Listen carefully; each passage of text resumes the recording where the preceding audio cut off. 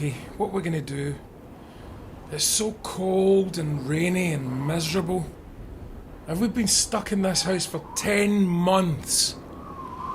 I miss my friends. I miss music. I just keep thinking back to Liverpool and the famed UK reunion. And how nice it would be to get everybody back together again, Monkey, wouldn't it? To chat to everyone again and to catch up and find out how everybody's doing. Is that you away? Aye.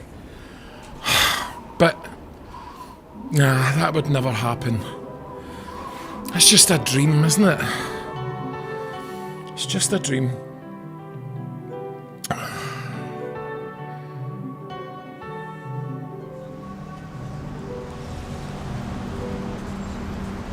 Monkey, I've got a feeling we're not in Scotland anymore.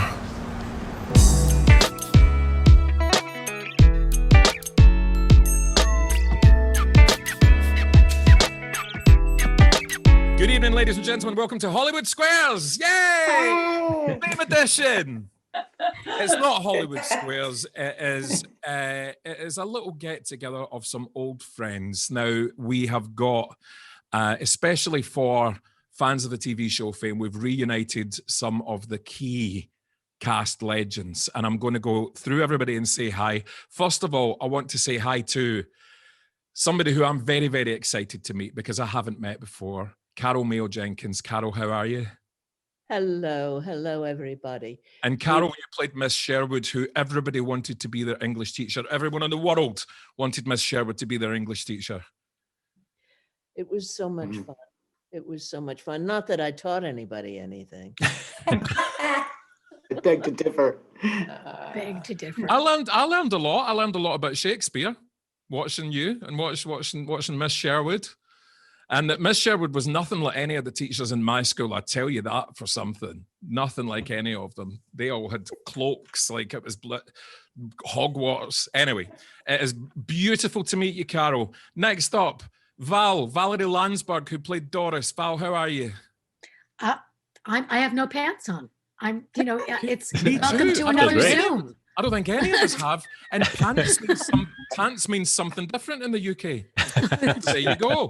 There you go. Next up, we have Jesse Borrego, who played Jesse Velasquez. Jesse, how are you? I'm good. Wishing everybody a prosperous 2021. Here we go forward, everybody. A better 2021, I think. It can't be much worse. Where are you, Jesse? I'm in San Antonio, Texas. San Antonio, Texas. I should have asked everybody that. Val, where are you? Maine, Rockland, Maine. And Carol? Knoxville, Tennessee. Knoxville, Tennessee. Fantastic. Next up, we have Cynthia, who played Holly Laird. Cynthia Gibb, how are you? Hi. I'm so happy to be with y'all, with my Fame family, also known as Holy Lard. Well, Holy Lord. Holy Lard. Well, Holly Laird, we all Right, changed our okay, names. Holy Lard. I was Holy Lard. I get it. Now, where are you, Cynthia? I'm in Los Angeles. Los Angeles. Now, when I met you guys in Liverpool, I embarrassed myself most with you, Cynthia, because I came up to you and with everyone else, I was being completely cool about being a Fame fan. I was going, hi, nice to meet you. Yeah, it's cool. Nice to meet you. You all went, oh my God, you were great in the Cam Carpenter story. Oh my God. And you just went, thanks very much. And I went, oh. No, I don't remember that at all. I don't remember. Well, that's good. No, I'm really was very pleased that. impressed. Well, I'm now kicking myself that I've reminded you. Yeah, no. I don't remember that at all. You were a very, very skilled interviewer. You managed I don't even know what we call the panel that we did. Okay, well, that's fine. It's because I'm a fanboy, as I said. I watched.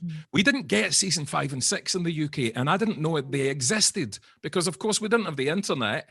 So we didn't know. And I didn't discover it until I was at college drunk as a 19-year-old.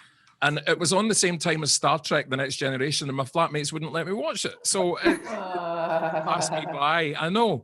So next up, Erica Gimple, Coco Hernandez. Erica, how are you? I'm good. It's nice to meet you. It's nice to be here with everybody. And where are you, Erica? I'm actually in Los Angeles too. In Los Angeles, okay. And how are things over there? Anything going on? I just arrived. I'd been in New Orleans and in New York, and now I'm here. So I'm in quarantine for 10 days, for like 6 more days. So I am So Tiger King, staying Schitt's close Creek, to. Yeah. Netflix, all that stuff. Fantastic. Erica is so beautiful. Yeah, to I meet. don't have a TV, so I'll just be really clear with Oh, right, okay, well, there you go It's kind then. of been a good, quiet, kind of reflective time. You're not so- missing anything, I tell you. You're not missing Yeah. anything. Next up, we have the woman who has brought us all together and who created that Liverpool Fame reunion amongst a lot of other people. Sue, how are you? Hi, I'm good, thank And- you. Sue is with her friend Sarah, and you guys are in Liverpool, aren't you? We are, yeah, we're just north of Liverpool. We're here to represent Fame UK reunion. Fame Just UK in- reunion. Just Fame- in case we do it again. Fame UK reunion. There we go. It's weird. It's weird drinking coffee out of a mug that has got everybody's face on it that I'm speaking to. It's a very, very weird sensation. Anyway, hello to you guys. Next up, we have got The pen is good. the pen. And Ooh. everybody up. showcase. Well, We have got PR Paul, who was Montgomery McNeil. How are you, Paul? I'm well, and I am wearing Valerie's pants right now. That's the kind of stories we're after tonight. We're after that kind of thing, you know, swapping clothes, whatever. Where are you, Paul? I'm in Los Angeles, so Okay, both so of us a lot are of right you- here. A lot of you in Los Angeles. Good stuff. Yeah. Now, next up, we have got Michael Cerveris. Now, Michael, you were in season 5 and 6, so I am sort of clueless, but I got very, very excited when I had a look at Wikipedia today and saw all the music stuff that you do, because you've worked with people that I know that are from Glasgow. Well, and those are the best people in the world, right? They are the best people. Well, they're the best people in Glasgow.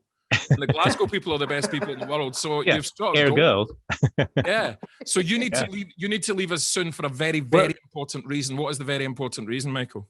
Well, the very important reason is that the New Orleans Saints, because I'm in New Orleans at the moment, are playing the Chicago Bears in the wild card game for the American Football Championship. Well, I'm sure that means something. Yeah, but I've just realized that my math skills are as bad as ever. Actually, have an extra hour. I was confused between the times that we were being given for what time this was going to happen in London and LA and here, and what time it is here as opposed to New York, and so I've got plenty of time. Okay, well that's great stuff. Michael, that's a poor Okay, excuse. next, David Greenlee. Is it Greenlee or Hello. Greenlees? Greenlee. David Greenlee. Greenlee. Who played the character that I probably most identified with. I wanted to be Coco, but I was Oh. Dwight. We all did. I was Dwight. All that was missing was the sousaphone, but I had everything else. And we also, in the UK, we didn't know what a hall monitor was. So it was kind of like, who is this guy that just seems to be a pain in everyone's ass? But what comedy you got to do, David, in that show? It was a great gift playing that character and that flawed young man. And the people I got to play the comedy with, of course, when you're playing comedy, you need the partners. And it started with Valerie and it expanded to almost everybody here. Yeah. And had such a good time. And earlier I heard people, when I was trying to get the camera working, people talking about Bill Blinn. And I just have to stop everything to say, Bill, look at us, we're here. Yeah. I don't know, the day I came in to read, Bill saw something. I was going up for a small little part that was supposed to stick his head in a room and say, are you done in here yet? And I did my 2 things, and he asked me what I had done earlier in the day. And I told him a big story, and then he had me read for Dwight. And then it's sort of, Amazing. I spent years there. And where are you, David? I'm in Eugene, Oregon. Eugene, Oregon. I'm pretending I know where all these places are. Yeah, Eugene, Oregon. Yeah. No, Oregon well. is California's Canada. So we're just to the north Okay. of California. Right. And also nobody knows where we are, just like Canada. And we're less famous, but Careful. perhaps slightly better. You Okay. never know. And finally, Lee Carreri, who played Bruno Hi. Martelli. How are you, Lee? Better than most, not as good as some. on a Sunday morning. It's as good an answer as anything. And Happy are to you be in Los here, though. Angeles? Yes, I'm also in Los Angeles and in Marina Del Rey. Okay. And I'm here in my back house studio. Fantastic. And you've got Pikachu next to you. Pikachu and Herbie the pup is on the couch behind me. Now, I have Having a little snooze. a morbidly obese cat kicking about somewhere as well who might wander through. He's called Monkey and he thinks he's a dog and he's got a Dreamies habit. I don't know if you guys have Dreamies over there. It's this little snack thing that cats, it's like crack cocaine for cats. They go absolutely, they lose their shit for it. And so It's like catnip, right? It's like a catnip. But they eat it. Yeah. They and eat it's got like catnip, 3,000 calories per piece. So he's now, he's gonna have to get a gastric bypass, this cat. He better be wearing his Fame little pet uniform. Do you know what? I'm not that mad to be dressing my cat up as I have got my Bruno Martelli scarf that my mother knitted for me, and she took 9 months to knit this thing. And the one that's got the keyboards on it? Yeah. But by the time she finished knitting it, I had turned 16 and I was being a bit cool and a bit kind of so it never got worn as a teenager, but it gets worn all the time now. Now it's cool. Did she knit Lee's face into it? No, she didn't. But and what happened to that when it got stretched out? Let me just show you. I'll edit this. I'll edit me going and getting it out. Just hey guys, did you see? Did any of you see? Pants. Did any of you see? Have you see the rioter that was wearing the piano scarf? Yes. Yes. No. I thought you immediately. It was It's ruined. It's made it unwearable now. But did you see the edit? It's like the buffalo helmet, dude. Did you see the edit they did with the Animaniacs? Not going to be wearing your buffalo helmet anymore, Native Jesse. American. No, So my this Native is American. what my mother. Oh, look. My mother, God rest her, made. And That's beautiful. It took because So Hey, great. that and an American flag will get you into the Capitol building. I know. Oh, no. I can't wear it now because of that. I have to woman. call it as I know. see it. What do you want me- I know. They looked like refugees from the trading floor of Let's Make a Deal. Yes. It looked like the people that turned up at the party in Weird Science. I thought the movie Weird Science. The Mad Max people. Crazy. Anyway, listen. Well, the weird part is right, but the science stuff. Okay. What I'd like to do first of all is David mentioned Bill Blinn, who passed away recently, who I know holds a big place in everyone's heart. If you've got any stories or memories about Bill that you'd like to share, please go for it. Who would like to go first? I'll go first. Valerie Okay. Landsberg. So, my dad was very busy for most of my growing up life. And when I had done this episode, which was the one with Dominique Dunn, where she plays the prostitute, and I go and I help her and I try to bring her back into my home and everything. And it was this really, really, really amazing episode. And my father, I don't think my father ever watched the show ever. And which is weird, I know, but if you knew my father, it would explain it. But he did a thing where he called my high school and he said, hey, can we come and show this episode? Because it's very much about high school students, blah, blah, blah. What I didn't know was that he called my father at his office and he said, we're going to show this episode for her at her high school. Why don't you come? And of course, the crazy end of the story is that, it was just such an amazing gesture on his part. And, we'd gotten to know each other and I talked a lot about kind of this stuff and because he was another guy who was a television producer. And so I was coming around the corner to come in and I see my dad standing outside of the just the doors that go into this place. I think I was coming around. I think I'd been in there and I was coming around. I was like, Dad, what are you doing here? And he said, well, I got a call from Bill's office to show up here. At which point then he took my hand. He said, honey, I'm really busy though. I can't stay. But, it's just awful. But thank God I've spent hundreds of thousands of dollars on therapy. And, but that for me was like this was just, he was like, he was one of two dads, I would say, that I had. He was the dad who saw me. Mm. He really saw me. Anyone else? Bill memories? Yes. I'll tell you two Bill stories. One was when Debbie's father was sick and dying, and we had an episode that was going to start the next day. And Bill said to Debbie, go. He was in Houston. And she said, but I can't because we're starting this episode. He said, go, be with your father. And he completely overnight rewrote the episode and we changed everything. Mm-hmm. The other one was when, do you remember, what was the name of our AD who died? Armando. No, Gene. Gene Gene yes. Law. Yes, Gene Law. So Bill had a party at his house for us to have like a service for Gene. Mm-hmm. And we were all there, and Debbie kind of conducted a service, and we sang and prayed and whatever. And then we went out by the pool, and Bill and his secretary, Donna Lee, held hands, and there were long steps at the end of the pool, and fully clothed walked into the pool. At which point, all of the rest of us ended up in the pool. Do you remember that, Val? Yeah. It was like everybody, because Gene was really, Baptism. he was crazy and great and funny and, all these things. And we just everybody in their clothes jumped into the pool.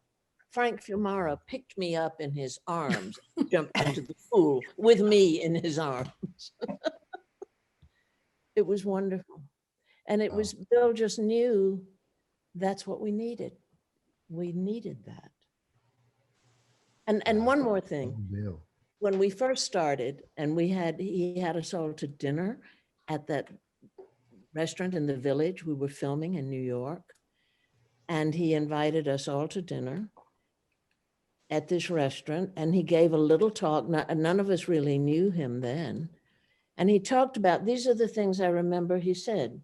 He said, we're going to have some really good scripts and we're going to have some really bad ones. That's the way it works. We're going to, you're going to get really mad at each other, and you're going to get mad at me, and you're going to get upset. And I beg you to please, when that happens, come to me immediately. Don't try to be a good sport. Don't try to, just come and let it out immediately before it gets bigger. And then he said, the hardest job in television is to be a guest star. So please treat our guest stars well, make them happy. You'll get a better performance out of them, make everybody feel welcome. That's so nice. I get that. I did a soap for 5 years in Scotland, and we were always really excited when guest stars came in because it was somebody new. It was somebody that you weren't seeing every single day of the week. That sounds like Carol, you reminded me of a story or something I learned from Bill. And he was talking about how to work on, to be prepared for the next scene. Like meaning that, like, if I was shooting a scene today, but I was going to be shooting tomorrow, to go in my trailer and start to work on the scenes for the following, the day coming up. And it just was kind of learning how to prepare. I just remembered that lesson when you were just sharing that about how to prepare yourself, how to keep ahead of what you had to do the next day. That was just, I remember that was a significant lesson. And then I've shared this a couple of times, but I remember when we had done Life is a Celebration, and Bill came to the set reading a letter he received from a woman who was in a hotel room who was going to take her life. And she saw the song, Life is a Celebration, and she chose to not do that. She had hope. And I just remember him reading that letter, and I just remember being floored by the power of what we were doing to instill hope in people, and also him wanting us to know the power of our work, what we were able to do. And that always just really, that I will always remember that moment. That really stuck with me.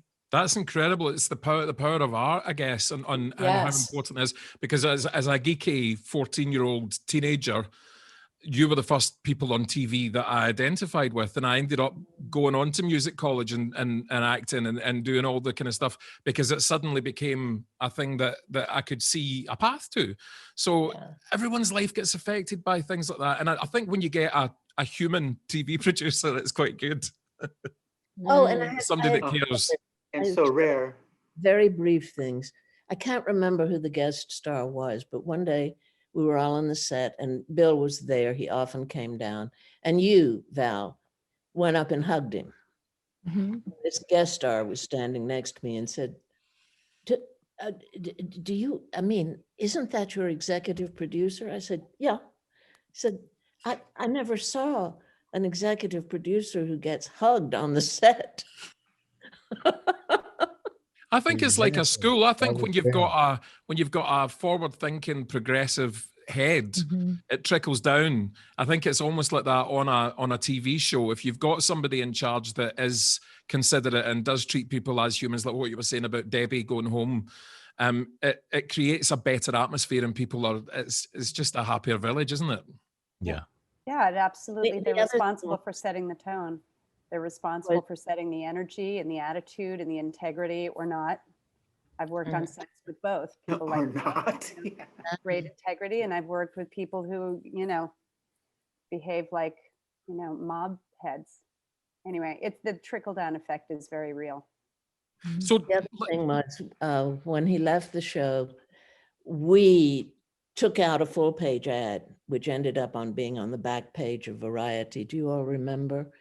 And we wrote a letter to Bill, and we all signed it. And, that's so sweet. That morning, he had not seen it, and he had an appointment at some, I don't know, some fancy, head of a studio or something. And he went in, and this person said, well, this is great. And he said, what? And this head of a studio handed it to him. It might have been Brandon Tartikoff.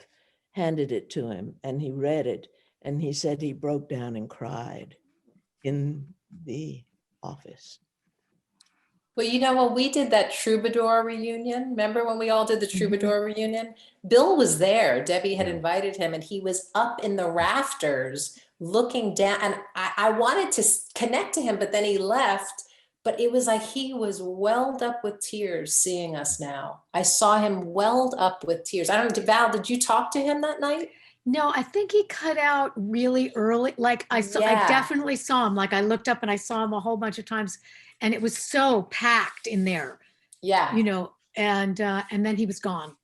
Val, you guys remember, I think before I did a song at the Troubadour that night, I said something really complimentary to Bill, because obviously, we all remember him as besides being a really great writer and having this amazing sense of humor and being a humanist, which was at least in my first introduction to Hollywood, this was a rare thing.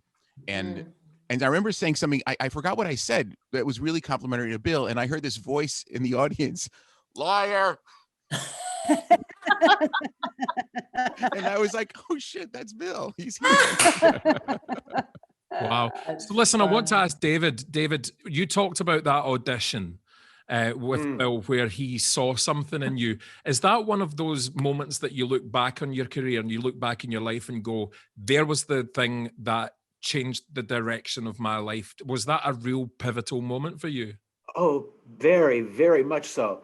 And it was one of those really brutal audition. I know that all the actors present will know, everybody here. Some auditions, I had just left a different audition, and this is what happened. This Bill asked me what I had done that day after I read the first thing. And I decided to tell them the truth. And it was, I had been at this big audition for this movie. You remember the movie Class? Wound up being Andrew McCarthy and Rob Lowe. Yeah. And I was up for a part in it that you could feel it slipping away. The part you could tell as we went through the audition process, this was like maybe the fifth one, And I was starting to feel like by the time it got on its feet that my part was going to get edited out, not amount to much. But I had just left this last callback, and it was all of those people who wound up in the movie and then all of the second people who didn't.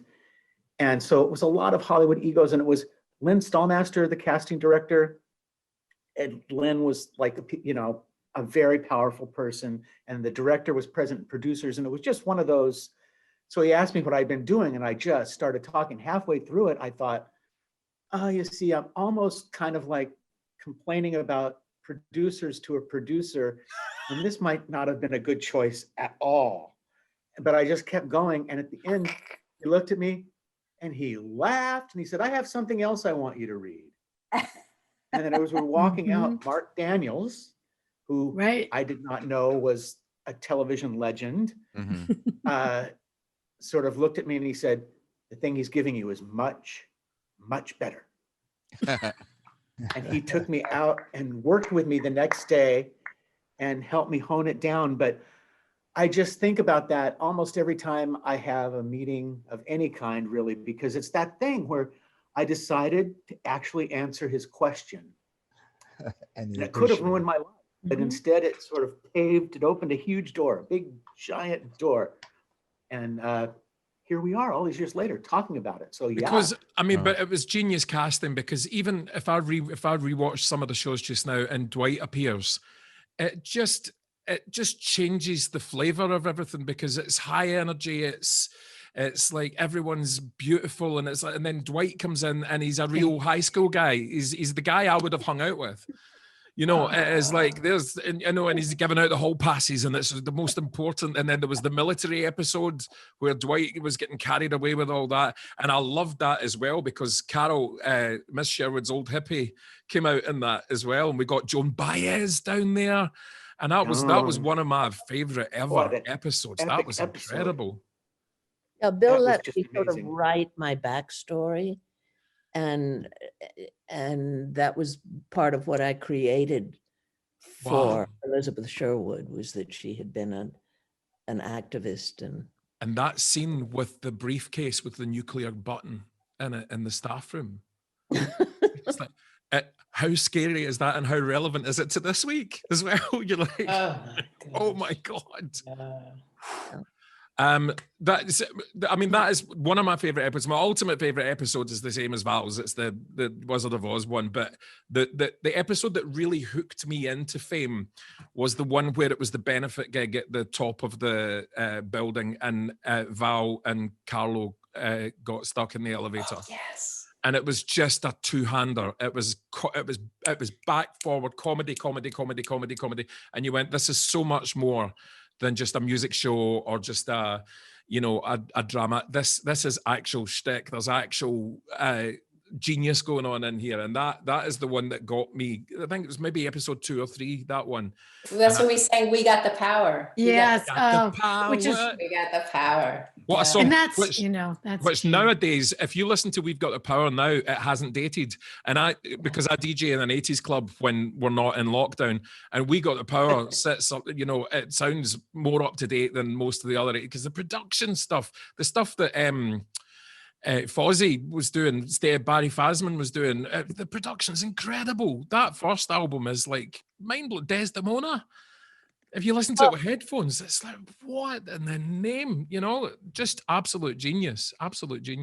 Now, what I want to go around everybody, and I want to talk not just about Fame. I want to talk about what's been going on this past year, and because we've never lived through anything like this, nothing like this, and everything's distorted, everything's gone crazy. So, I mean, Jesse, can I start with you? Since I met you in Liverpool, the world has gone, it's almost as if it's swapped its axis round, that it's gone upside down. What have you been doing this past year? How have you been using your art, and how have you been staying fulfilled? Because that's what I've found the hardest. Well, one thing that we say in our artistic circles is la cultura cura. And what that means is that the culture cures. And if there hasn't been more of a need for artists, their expression, and, the kind of healing artistic expression that these individuals that are on this Zoom meeting with me, and that all of the people we worked with, you know, I didn't get to know Bill personally because he hired me and then he left the show. So even though I signed the letter, I didn't really get a chance to work with him, but I was a fan of his. I grew up looking at Bill Blinn Productions and knowing that name. So when I got a chance to actually work with the show, he was on his way to another show. But I loved Purple Rain. I loved a lot of the things and the shows that he had worked on. And so appreciative of him having chosen me along with Debbie Allen. You know, they were the producers that actually discovered me along with Mia. And then that was the year that Janet came on in '84. Mm-hmm. And so we were the new kids on the block, but Bill was part of that group that gave me a chance. So I appreciated that. And I think what everyone talks about when we talk about our different experiences, because it was like a high school. Every year was a different group of freshmen, was a different group of people. And that again proves the longevity of the show.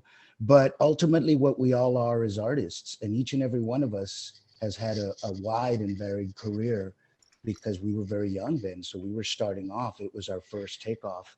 Mm-hmm. And so I think what comes back to us when we do like the UK reunion, when we do the reunions that we've been doing for about 8-9 years now out of Italy with this wonderful group, Geron Luz, that raises money for orphanages.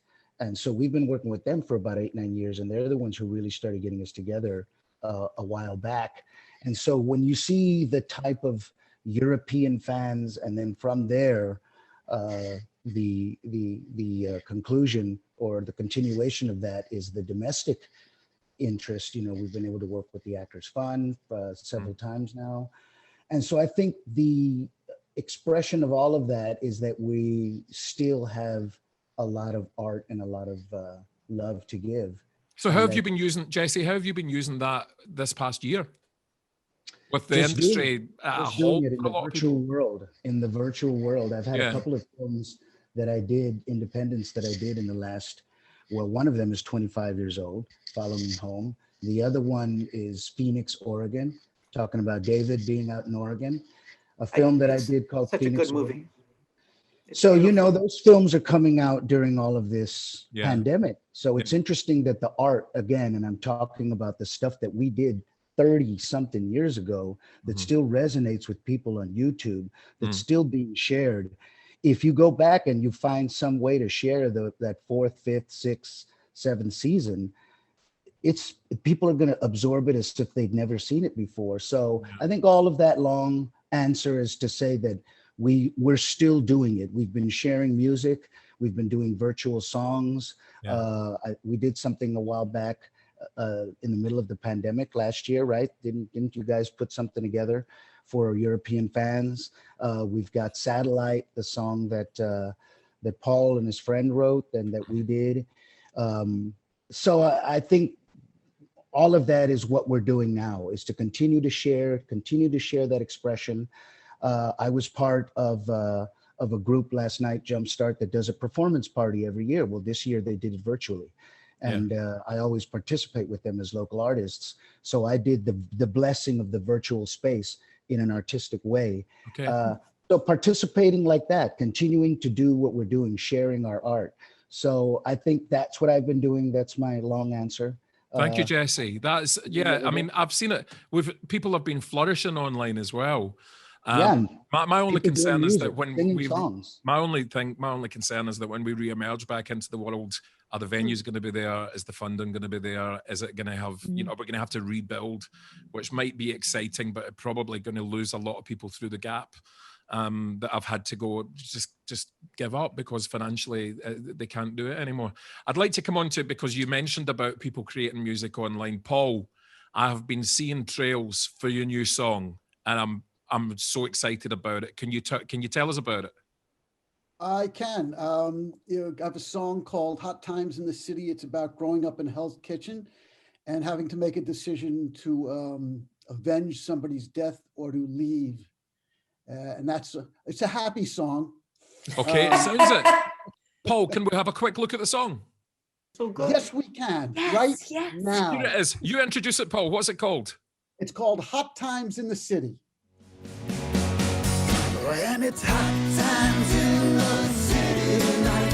All the fans are broken and the people don't act right.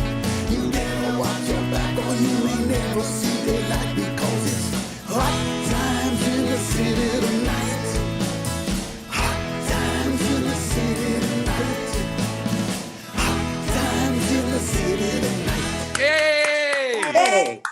Paul, when is that out and how can we get it? It's out now, and you can go to YouTube and see the video, or all streaming services. You can download it, you can stream it, you can sleep with it by your pillow if you like. I will do that, I Can promise. people still watch satellite, Paul? People can still watch satellite. Yes, they can. Absolutely, on YouTube, stream it, or again, sleep You know, with it. by your pillow. I'm feeling a new album coming on.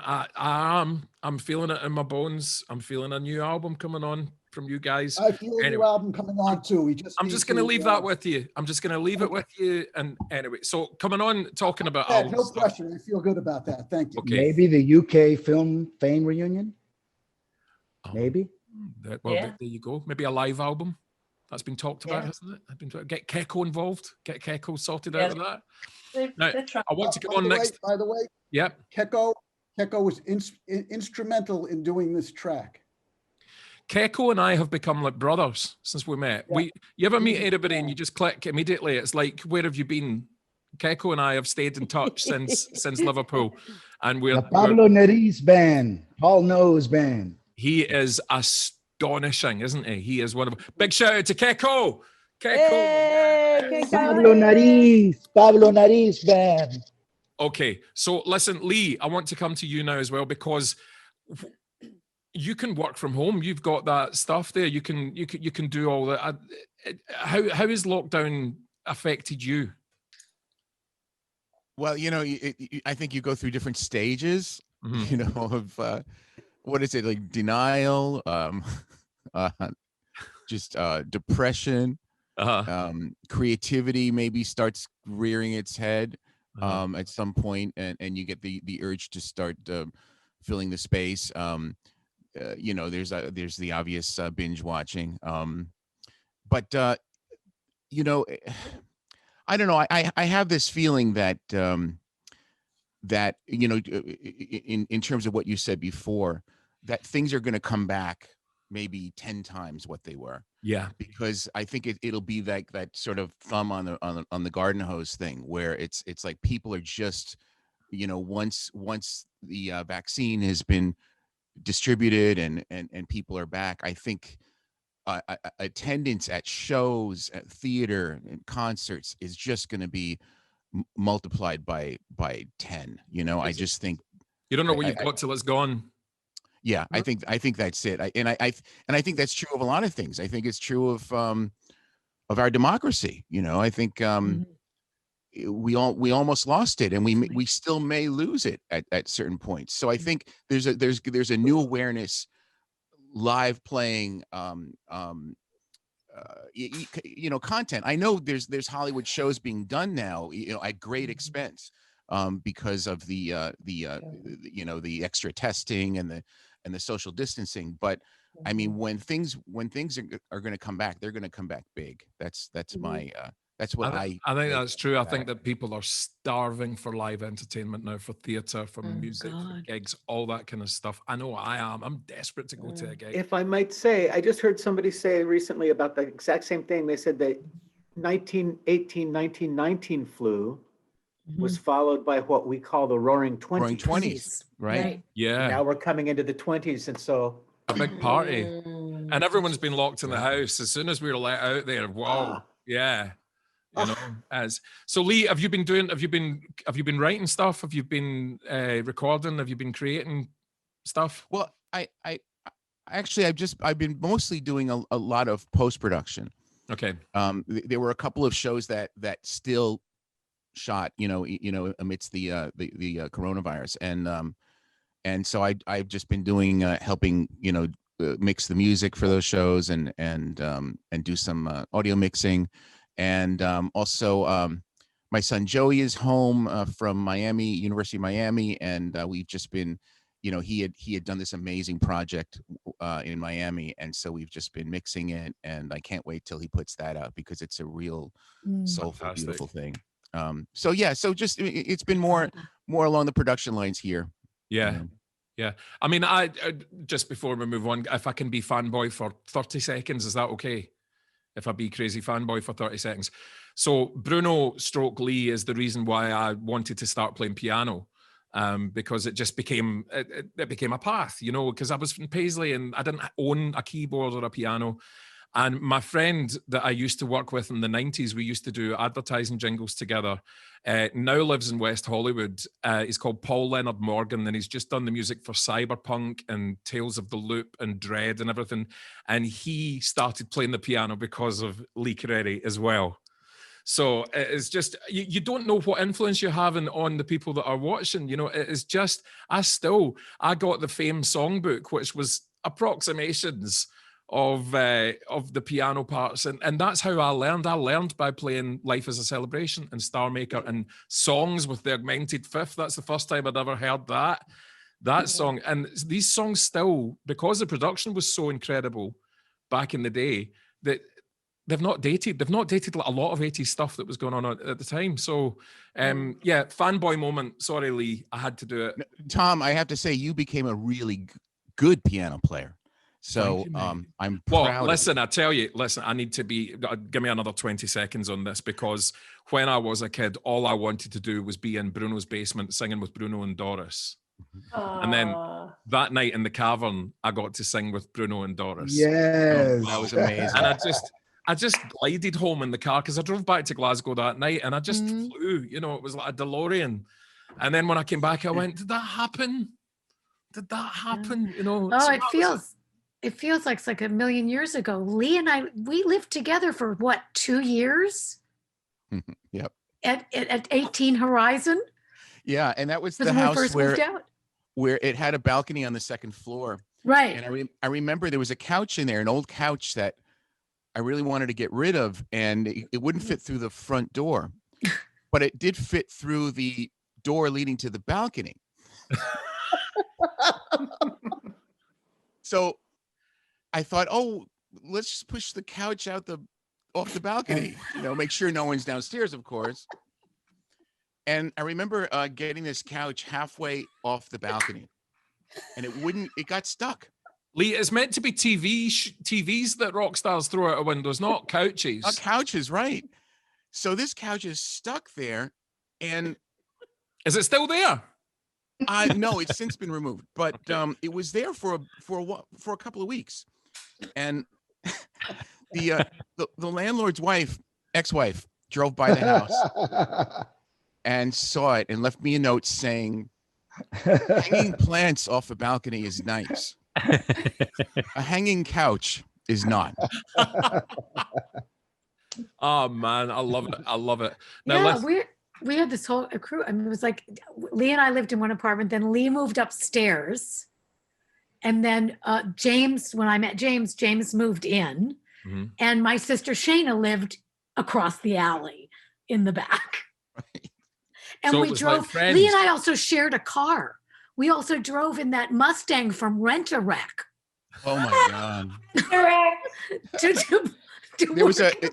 We were all fresh from New York, and I didn't have a credit card yet. And the only credit cards. Right. The only company that would rent us cars was Rent-A-Wreck.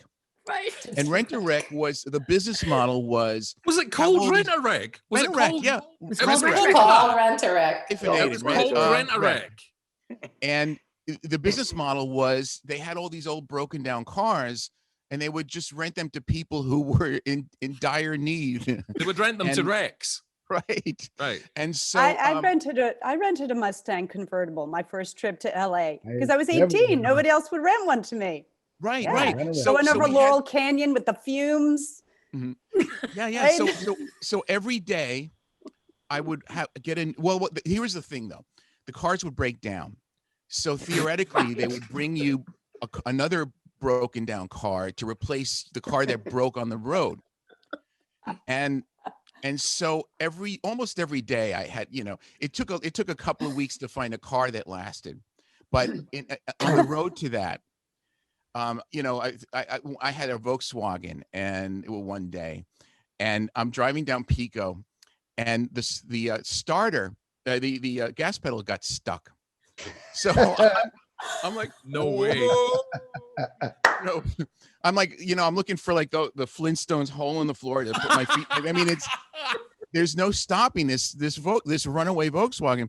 I forgot maybe I took it out of gear or something, and I pulled the handbrake, but I'm stuck on Pico Boulevard in this broken down car, and I'm like, all right, now what do I do? I have to go in. There's no cell phone, so I had to go find a restaurant to call Rent-A-Wreck, and there was a guy standing on the sidewalk who was not too pleased with me, and he goes, "Move that car."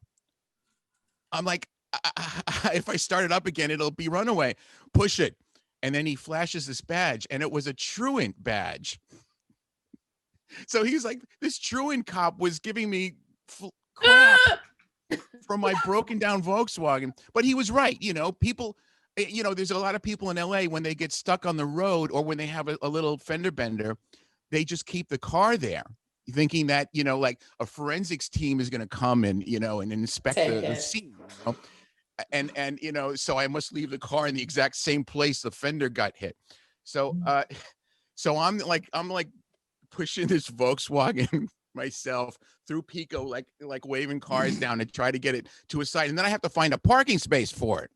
So is this when the show was on the air? This was during the show, of course. Oh, yeah. I think he recognized you from the show and thought you really were in high school. You know how people right. He was right. I was truant. Or thought you had money. Right. No, I think the Rent-A-Wrecks, if you got a Rent-A-Wrecks, they know you ain't got money. Sorry to drive us back there, but like it just made me remember. Can I just does jump? that company still exist? Rent-A-Wreck. Sadly, no. I don't. It's not I don't as think important so. as anyone might think. Okay. Can Erica, I just jump in? Because I'm going to have to leave, unfortunately. Erica, okay, right. Yeah, Erica. I got a few minutes. If I can just share, answering your question about what has this time been. I just wanted to say that I was in New York right before it hit us, right? And I had dinner with a friend of mine who lived in Singapore in December of, 2019. And she said, oh, in Singapore, my husband said, don't come back for 6 months because there's going to be a virus. So I need you to stay in America. So I'm in this restaurant with her and I'm like, oh, that's happening over there, right? It's happening over there again, that mentality. And I'm shooting this TV series in New York called God Friended Me. And we're on the set. This is March 12th.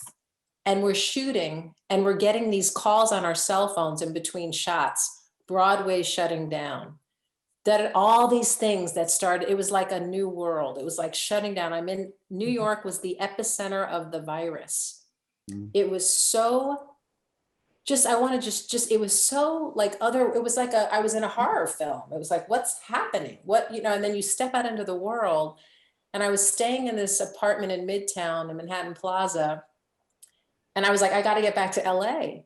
And I literally got on the last flight before all the flights shut down, right? So I come back to Los Angeles and I'm just in my house. I hadn't been here in 6 months and I'm just sitting here like, whoa, what happened? And it was just this time of like what Lee was saying, this just kind of when everything stopped, it was this feeling of where are we? What's happening in our world? And this moment of deep introspection. But the gift I just want to share is I went on like my first date in years in New York in December. And because it was slow and nothing was happening, we got to meet each other over the phone for months and like begin this relationship in this old fashioned way. And I'm calling it old fashioned but it was that like getting to know someone in this quiet, in this stillness. And this beautiful gift has come into my life, which is love. Wow. Then we had this social uprising here in America, and I was I was pulled to be out in the street. I was pulled to march. And I did. And friends of mine were like, be careful, blah, blah, blah. So I marched in a couple of, spaces in LA because I had to. But what I just want to say about art, about creating, and Michael, you might know the people who did Spring Awakening. I'm spacing on. Who wrote it? Duncan And Stephen. And Stephen, yeah. They had this beautiful musical. I'm just wanting to share a moment of creativity. They had this beautiful musical on Broadway called Alice by Heart. Alice by Heart. And there was one tune on that soundtrack that I kept playing over and over. I'm just going to be totally honest.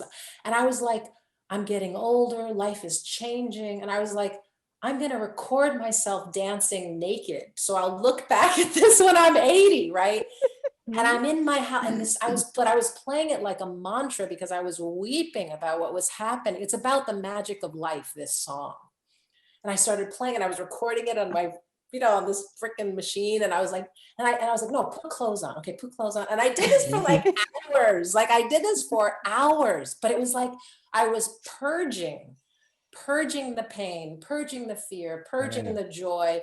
And so I know Stephen. And so I put it on freaking Instagram. I was like, I'm gonna just create. And I had clothes on. But it was like, and then the light came through my living room and it was this beautiful moment. And I just thought, this is creativity. We take the pain, the joy, the fear, all of it, and we purge it. And we give it as a gift. Yeah. And it was just, I'm just saying, this time that we shared collectively as a world, there was a gift in it. Yeah. In that, and then there was a guy in Los Angeles called D Nice, and he's on Instagram, and he had this world, we'd just be dancing with the world through Instagram. This DJ, speaking, Tom, you're a DJ. And we were all dancing, and it was like, we were connecting in our disconnection in a certain kind of way, and music was doing it. So I'm just sharing that this has been such a unique, crazy, scary, amazing time that I just think if we can get the gift from it and walk forward and keep lifting each other up, like immensely lifting each other up. And I think we will walk away with being better humans, because it's, I just did this guest star in New Orleans where Michael is on this show called NCIS New Orleans. And I had to hug this young man playing my son. And we had to take rapid tests before we hugged because it's so, crazily dangerous. But now the hug had such a new resonance that we hugged each other. We were like, wow, this hug. So I think there's a gift in this. That's all I'm saying. That this new awareness of touch, of sound, of music. And I went to the French Quarter, Michael, and I heard this band playing, and I was like, live music, oh my God. And I was in my visor. We're going to be back there at that sit-in with Joan Baez. We are. It's going to be the 60s again. We're going to be it's going to be lots of hugs. And I think once people do start hugging each other, the hatred and the fear is going to start dissolving. That's my prayer. Erica, thank you. Thank you, everybody. Erica. Stay safe. Erica. Love you. Bye, Erica. Love you. Love you so much. Love you too. Bye. Bye. Okay.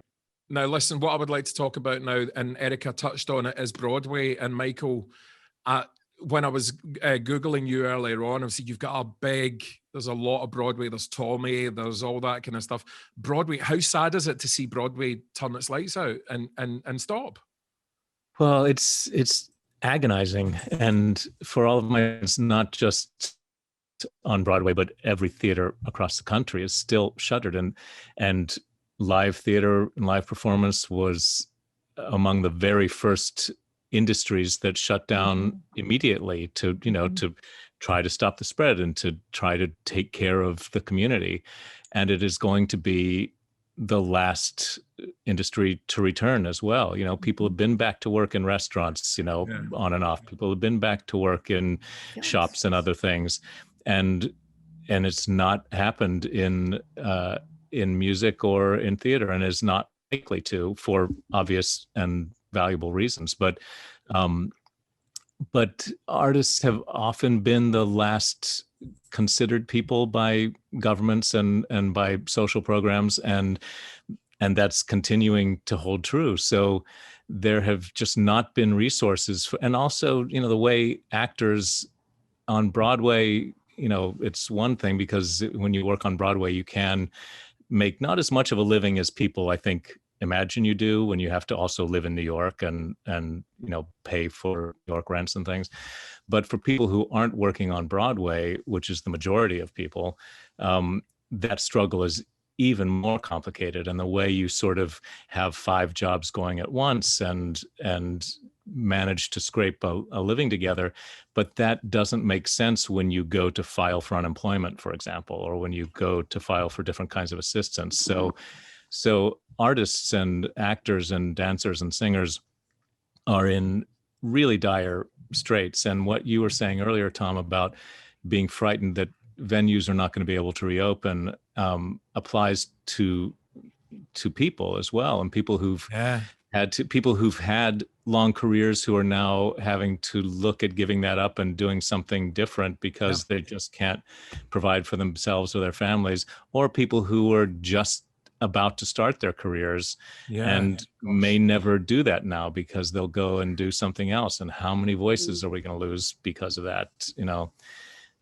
There are great organizations like the Actors Fund that Jesse was talking about, and other organizations. It's always been artists helping each other that has gotten them through difficult times, and that continues to be true. And a lot of what I've been doing, and I think a lot of us have been doing, has been contributing to fundraising and and readings and performances and things that are also, they're great opportunities for us to get together. The first time we all got together was through Seth Rudetsky and the Stars in the House thing. That began as a way to raise money to help Broadway Cares and the Actors Fund do the work that they're doing. So that's how it's going to be. Again, governments the thing, Michael, the thing that I always say to people is that artists are the first people to turn up to work for free for charity and to help people, and we're the last in the queue to receive it most of the time. So are you looking forward to, when Broadway reopens, it's just going to be another opening, and it's like what Erica was talking about, is going to be full on, isn't it? It's really interesting. I'm not as certain that is the way it's going to happen. I think it's really complicated. The idea just, psychologically, even when there's a vaccine, even when, we believe that we feel safe to do things, the thought of cramming together the way we have in a theater or in a venue, I'm not sure whether, how quickly we're going to return to that. We may. We have as a species, we're pretty good at kind of being very short-memoried. And, I think in some ways, the second we can go back to it, we will, and we'll kind of forget, we will do.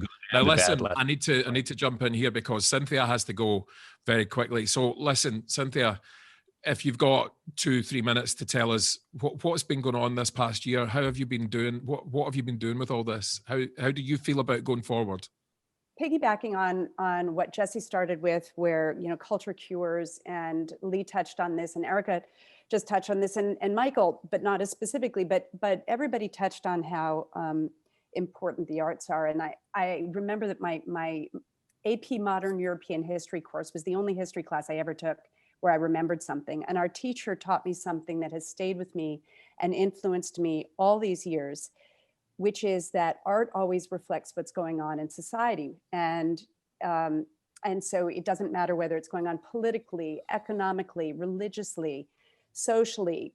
Art, which includes music and fine arts and architecture and fashion, and it doesn't matter, anything artistic like that is always reflected in the art of the time. And that's how he taught us the Renaissance. And it was the course that ever stuck with me, because there was music and art, visual things to attach to what was going on religiously and politically and socially and economically. And so when the pandemic hit, that was the first thing that came to mind. It's like, how do we reflect what's going on in society? And about 12 years ago, I started a school called Triple Threat Academy.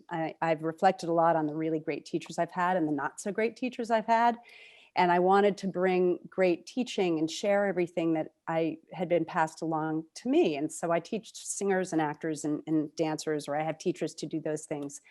And we immediately started a pandemic monologue class. And I've got my young people and my high schoolers and my adult classes all journaling throughout the pandemic and writing their own monologues and performing. I mean, we started with teaching how to break a monologue down, but writing their own monologues. And we've turned it into, for now, a Zoom production, but we want to produce it once live theater is possible into a live production, you know, not unlike the Vagina Monologues of the Laramie Project, which is, you know, a compilation, but with the kids and the adults. I mean, everybody. And my mother wrote one, which was really sweet and kind of funny. And, you know, other people have pieces that are really angry. But in other words, you know, the art is going to reflect the what's going on in society. And I think, as other people have said, I think our culture is going to blow up with a reaction to what the last 11 months have looked like. And these kids are going through such a distorted teenage years because they can't hang out and they can't get drunk and they can't do all the dating and everything. So they're going to be coming out of this with a completely new, completely unique, almost wartime perspective on life. There's a huge, I mean, first of all, teenagers, they need their social life. Their friendships are more important than, you know, than parents to a certain extent. But I mean, my family is kind of the perfect example. I have 2 kids who graduated high school during the pandemic. Everything was canceled. Their internships, their graduation ceremony, their prom, everything was canceled. And then my other daughter got married and got pregnant during a pandemic. Like, she couldn't have a wedding. She couldn't have a party. You know, I don't know if we'll have a baby shower. You know, it affects everybody differently, and thankfully we're all healthy, but it's been a really, really traumatic and tumultuous experience for everybody. And I think the politics in America, as Lee touched on, I think there's gonna, you know, the pendulum is swung like this. I'm really interested to see what it looks like when it does that. But anyway. Because it has to, doesn't it? It has to have a reaction. Good will prevail. Yeah. Cynthia, listen, I'm going to let you go because I know that you've got stuff to do, but it has been an absolute joy to talk to you. And oh my God, you were great in the Karen Carpenter story. I've done it again. Thank you. Again, I've done it. No, I actually have to go to my Italian lesson because I'm teaching now that I'm an empty nester, I'm going to start teaching in Italy again once a year. And you're all welcome to join us in Tuscany in September. So I have to go to my Italian lesson now. Allora, ciao. So, Michael, can you get the private plane? Michael, can you get the private plane? So then we all go from the Thank you. Then we all go to Italy. Sure. The RV. I'm just putting you in charge of transportation. Yeah, why not? Yeah, are you in the union? Are you in the union, you know, for transport? Exactly. Hell no, but you know, when does that stop me? I'll see you all soon. Happy birthday, Sue. I love you all. Bye. Bye. Yeah. I want to kind of give the last word. I want to come to Sue as well in a minute, but I would like to give the last word to Carol because you've always been my English teacher as a fan of the show. And I know that you lived in London for a while. I know that you came over here and worked in London. Yes. How are you doing? What have you been up to and what are you going to be doing coming out of this? Well, it's so interesting. I've been teaching. I mean, This is my home, and I came home a number of years ago to take care of my mother. And I teach at the University of Tennessee. I teach acting, not English. And in my most advanced class in the spring, we are going to do a creative project that is exactly what Cynthia was talking about with my students. We're going to ask them to bring in their reflections and their thoughts and put together a performance piece with music and song about our lives during the pandemic. It is a year of their young lives. It's, you know, for them, it's huge. So that's what I've been up to. I also did a film of Truman Capote's A Christmas Memory. Wow. And it was just me telling the story. We did that for our subscribers because our theater, we have a professional theater here, and it too is closed down, of course. And I can only reflect what everyone else has said, what Lee has said, what Jesse has said so beautifully, what all of you and Michael, yes. It's going to be a long time before our theaters open again, because it's going to be a long time before a number of people will be safe sitting in an enclosed space. And so for our plays and our concerts and our dance performances, it's going to be a while. Yeah. And I'm so in awe of the work that people have been doing. The Alvin Ailey Company has been doing beautiful work on Zoom. So many readings, like Michael, I've done a bunch of readings and things for different theaters and arts organizations to raise money just to tide through this time. And I just think, and in light of what happened on Wednesday, it's going to be the artists that save this nation. It has to be. It has to be. The artists and the young, you know, it's I've spent a lot of time during this lockdown time trying not to be producing things so much, and trying to be reflecting more, and trying to consider what kind of world I want to see when on the other side of all this, because I think our instinct is to kind of return to normal and go back to what we were doing because we appreciate it so much now. But I think the reality is we have to go back to doing something we've never done before. And we need to go back to doing things in a different way. We need to rethink the way we produce Broadway so that it is available to more people, and so that we aren't asking people to be, you know, shut in one little room and only a handful of voices get to be heard and have access to being heard. And I think we've had time to think about a lot of that. And I hope that, and I feel pretty confident that artists, if anybody is thinking about these things, artists are thinking about these things. And I've talked to a lot of school groups too, a lot of friends who've been trying to, you know, find things for their classes to do. And so they'll call and, you know, and ask if I'll just talk to the students. And they often will ask me to sort of try to be encouraging, which is a challenge sometimes these days. But the one thing I've managed to find to say is that I feel like if the rules that we've always assumed applied, especially in the arts, to how we make art and the financial ways that art is made and the political ways that art is made, we've seen now that all the rules can suddenly not apply in an instant. Like, whoever thought that we could shut down whole, you know, air travel or any kind of businesses? You know, who thought that that could ever happen? And the fact that things we never thought could happen can happen means that we, and especially young people, get to write the new rules, because there aren't rules that, you know, we assumed, well, you know, it sucks that this is the way auditions work and this is how I have access to stuff, but it's just the way it is. It sucks that these people are in charge, but they're always going to be. And now it's kind of clear that doesn't have to be, and we can change it, and young people can change it especially. And so, you know, I'm agreeing completely with what everybody's saying. And that's where I find my source of optimism for the future. I don't know what it's going to look like, but, you know, it could be extraordinary. I think over the years, you know, and also because so much of this was reflected in theater in our show, you know, that was, and at 3 different junctures, I was involved in groups who went to Actors Equity and said, let's do more than just archive. Let's not put this big iron wall between just documenting or archiving Broadway productions, but just shooting them. And of course, in London, they started to do it. And there are these, you know, these have been for years, these incredible streams from the National Theater. And so it's hard because, I mean, and I, like every time we ever went to any of them, we got such pushback. Yeah. And if we, let's just say this had been done 5 years ago, like when the British started doing it, we said, and we would have shot every single show that was on Broadway.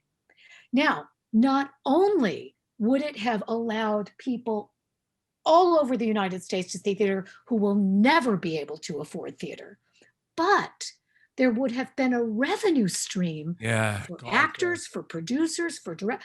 Equity would have made a shit ton of money.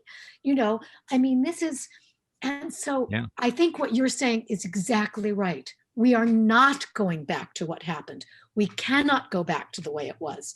Where we have to go is we have to go somewhere different. And the other part in which you're absolutely right is we have to listen to younger people. We have to listen to younger people.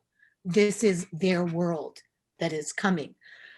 And in many ways, they're smarter than, they're smarter to this environment than me at 62, you know, which is why my secret weapon, I partner with people who are 20 years younger than me. You know, that's my secret weapon. It's like, please feed it to me, feed it to me. But I really agree with, you know, I think that Michael, it was said so well, and Jesse, everybody has been talking about this.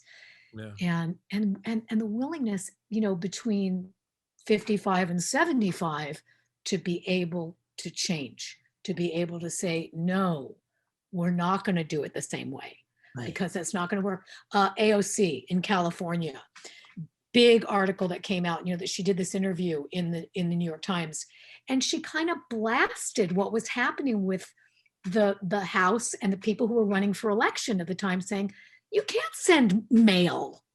You have to go on Instagram. You have to have a podcast, because nobody's going to pay attention to you. And the fact that so many seats were lost is on you. And, you know, that's big. So here we are in the most tumultuous time. But it's juicy, man. It's so juicy. It's a good storyline. It's juicy. The storyliners have got a little bit carried away, but you know, it forces, but maybe not, because everything has gotten so loud and so fast that it has taken a really, really big noise and a lot of threat. I mean, how great, you couldn't write this. You can't, like, you remember Veep? Okay. Remember the show Veep? Yeah. If it was happening now, they can't top they can't top 4 seasons total landscaping. I mean, there's no way how do you write that? It's when people start parodying, becoming parodies of themselves as well. And the comedians are now going, we don't have any work. What am I supposed to do? Anyway. We have no material. Yeah, it's really, we have no material. It's true. I mean, it really is true, just the dynamic of it. Like, okay, so let's take a science fiction movie. Let's take a political unrest. Let's put them together in the same movie. We'll have a pandemic. We'll have a crazy dictator for the first time in the United States. Unbelievable. And it'll just be this fabulous movie. This is this is the large concept piece. Valerie, would you write that a president wearing a mohair coat behind a bulletproof screen would egg people on to attack the U.S. government? I mean, and he's an actor. Throw it out. Right. A reality show. Bible upside down. I just wanted to say that I learned about Donald Trump when I came with Fame to shoot exteriors in New York City. I was there for one trip to New York. I remember flying there. I remember many things about the trip. Gene got arrested. Yes. God bless Gene.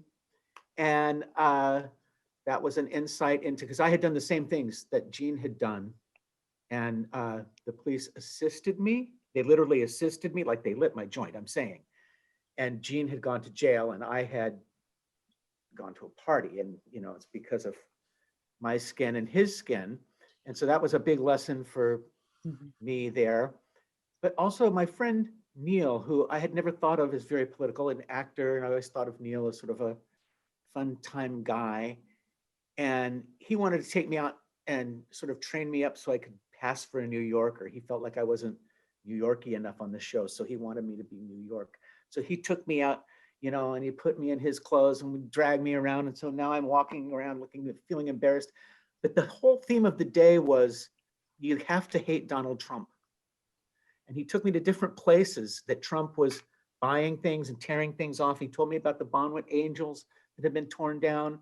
And he actually literally had me hold up my right hand in Midtown and promise to always oppose Donald Trump. It's going to be weird when he's back presenting The Apprentice, though, as if nothing ever happened. I don't think so. Keep your guard up. Yeah. Yeah. Got to. Guard up. Listen, Sue, you organised this. You organised the UK reunion as well with, and Mark, of course, who organised the convention and stuff. Can you talk these guys into doing it all again once this is over? I'd like to try. I'd like to. Yeah, I want to have some chats with Stephanie and see if we can pull something together with LMA. Especially do you have a strategy? Hey? Do you have a strategy? 2022. Yes. Yes. Hey, life goes on. In 2022 is a Friday night, and it is the 40th anniversary of when Fame aired in the UK. So I think it's a done deal. Coco is the secret weapon. I think if we get Coco on board, these guys will show up. June 2022. So please keep and we need David and Carol this time as well, and Michael. Yeah. We need all of you guys and Erica. I'm in. Yeah. Absolutely. We'll bring in bootleg copies of the final seasons for you. Yeah. Please you know, we're working nice on to sort that. of meet Michael. I've never really met Michael before, and this is nice. I've seen you on stage before. Guy is great. I've watched you on TV for years. So just to say something about, if I can just for a minute, because for me it's just absolutely fascinating to watch all you guys interact with each other, because your relationships together is just so special. And I mean, it always was in the show, but even now, nearly 40 years later, and especially when, you know, some of you have never even worked together, you probably might not even know each other that well, and yet you just interact and blend just so seamlessly. It's just so lovely. And, you know, as we've established, I'm going to be 50 in a few days. And my plans, I planned well ahead. And I was going to hire a big house in Florida. And I was going to invite everybody, all my friends and you as well, you know. And it may be a bit of a pipe dream, I don't know. And obviously it never came around. And even just to see everybody on the screen, all my friends and all of you guys, it was just so lovely. And it just, to me, to have those two worlds sort of blend, it feels right. And I don't know, I mean, you know, I was 11 when I started watching the show, and I don't know, you know, who knows what it all meant to me and how it's carried me through, but it's obviously so special to me, and you're also special to me, as are all my other friends. And to see everyone together and to see you all together, it's just lovely. So thank you for taking part in this, and thank you, Sue, for taking part in the reunion. Sue, I think I speak for everyone when I say that you are our hero. You are the Stacey Abrams of Fame. when you talk, it's high praise. Listen. I wish. Thank you. And she can kick some major ass. Right. Don't be fooled. That's what I'm saying. I had a dear friend, an actor friend, who passed away this last month in the UK, and Sue helped me with Marcus. Some of the Marcus, yeah, awful. Marcus D'Amico, yeah. And I would like to mention him just since we are, and really, God Sue, bless him. It The meant so original much mouse. to have you to reach out to, and it was nice we got him taken care of, and you know. Yeah. Any last words, Paul? Any last words? No, I just can't tell you, you know, how proud I am of everybody in the cast and everybody that's been here today. They say things that are all in my head, and I agree with every one of them. We have to learn to live together, be better people, be kinder people, love each other, hug your enemies. You know what? Life is a good thing. I was in New York when Biden was announced as the winner, and it was a beautiful day in Manhattan, and millions of people came out into the streets of Manhattan, and it was so alive. I looked at my wife, Joy, and I said, this city's coming back. It's coming back strong. You can see it from the people that are here now. Hate will lose. Woo. Love will win. Woo. Love will win. Amen to that. Amen to that. And what better a note to finish on? Love will win. We're going to get through this. You guys, you're my heroes. It has been such a joy to interview you this evening, and please be safe. And in Glasgow, we say keep the heat, which means keep the your heat. head in check. Och, Mahon. Keep No. the heat. No, that means kiss my Keep the ass. heat. I know. That's all I know.